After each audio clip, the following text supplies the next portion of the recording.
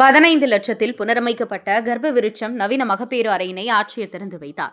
திருவள்ளூர் மாவட்டம் கடம்பத்தூர் ஆரம்ப சுகாதார நிலையத்தில் மகப்பேறு அறையினை ஏகம் அறக்கட்டளை, காக்னிசன்ட் அறக்கட்டளை இணைந்து 15 லட்சம் செலவில் புனரமைக்கப்பட்ட கர்ப்ப விருட்சம் மாவட்ட ஆட்சியர் பிரபுசங்கர் அவர்கள் திறந்து வைத்தார்.